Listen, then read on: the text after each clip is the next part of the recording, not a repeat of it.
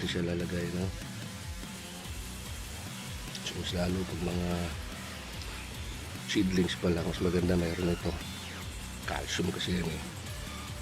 Iba nga po naglalagay ng gatas sa pampatibay kumbaga ng stem ng mga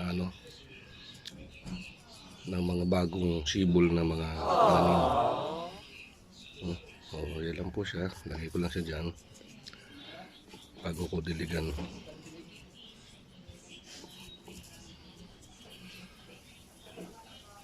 Okay. Diligan natin.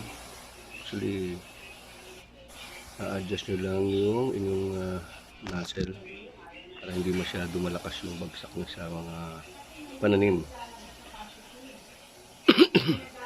Kasi nangyayari minsan, nababalik siya. Basa lang po yung nilagay natin itlog.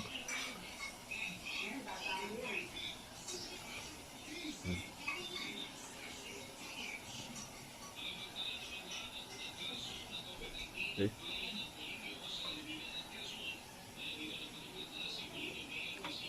Nabasa ko lang po, matindi kasi sikat ng araw ngayon.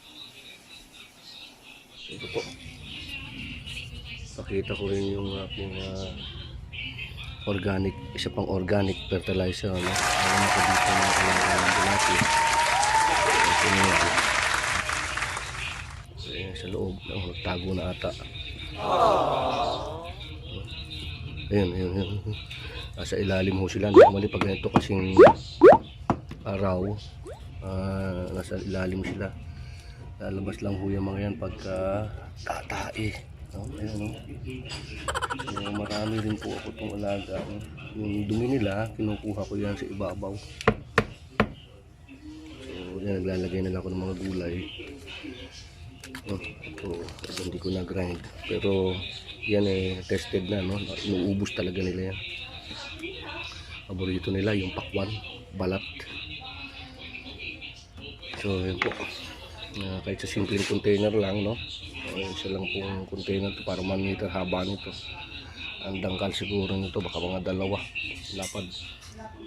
So yan lang po, nakapag-alaga ako ng bulati. So malaking tulong rin po ito sa pataba. Hindi na ako gumagamit ng mga pesticides. So normally organic po, para masarap pag i-harvest mo yung gulay mo.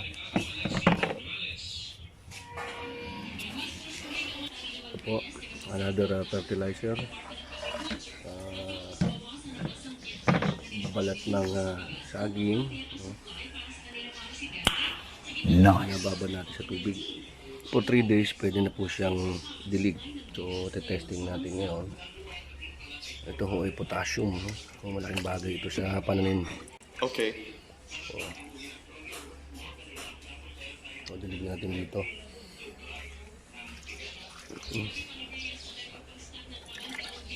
Ang aking kalamansi. Gusto kong bungahin.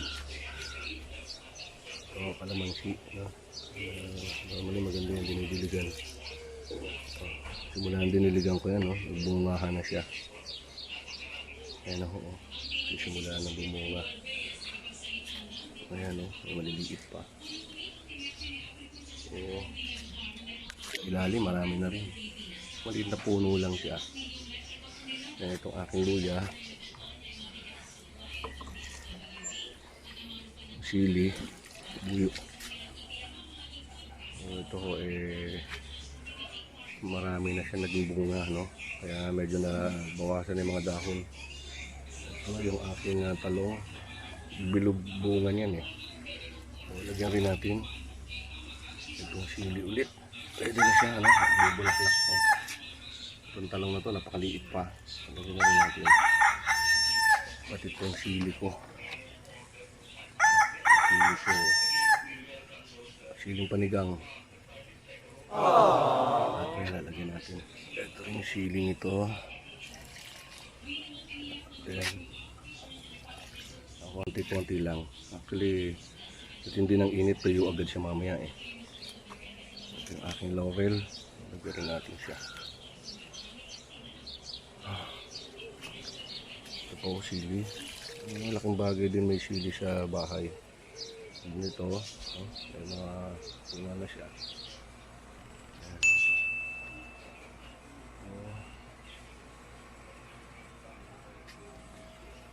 isa. Medyo actually nagbubulaklak na, no? Yan. Lagyan din natin siya. Maliit lang kung lalagyan ako niyan, pero tinan nyo, oh. Ayun pa isa. So, sisimula lang sila. So, non-stop supply po ako sa sili. So, yun po. Ito sasairin ko mamaya. Then yung mga saging po yung nabalat, no? Babalik ko dito sa akin ko. Mga bulati para kainin nila yan. No? Then susunod, iba naman gagawin kong fertilizer. Mapansin po, maliit lang kasi yung area, no? Pakaliit lang nito. Pero kahit pa paano, malaking bagay na rin na meron tayo na-harvest sa ating bakuran, no? Mostly container gardening po ako. So kailangan ko talaga ng mga fertilizer. So hindi ako gumagamit kasi ng mga ibang fertilizer. Normally organic talaga ginagamit ko. Para medyo yung nutrients na nakukuha nyo, medyo tiwala kayo sa kinakain nyo. Sa palengke kasi pag malilinis masyado, nice, hindi kayo sigurado. So mapansin nyo yan. Yan ang masarap dito eh. Meron ka ng pananim, nakakapagsampay ka pa. So hindi abala. So meron ako ginawang balad doon sa taas. So dadalawahin ko yan para doon sa pagapang kung ano. Pakita ko sa inyo, patola. Ito. Yung patola niya, no? So nagbakbak ako ng simento ron para makapag-una ko upo yung dati ko. So ngayon patola naman tinanim ko. Then meron akong isa rito, actually ang palaya. So diyan ko na ho yan papagapangin sa pangalawa kong lalagyan na balad. Ayun yung pinakauna kong balad. Balada ng upo. So yun po. Maraming pong salamat sa panonood. Good morning po. Coffee.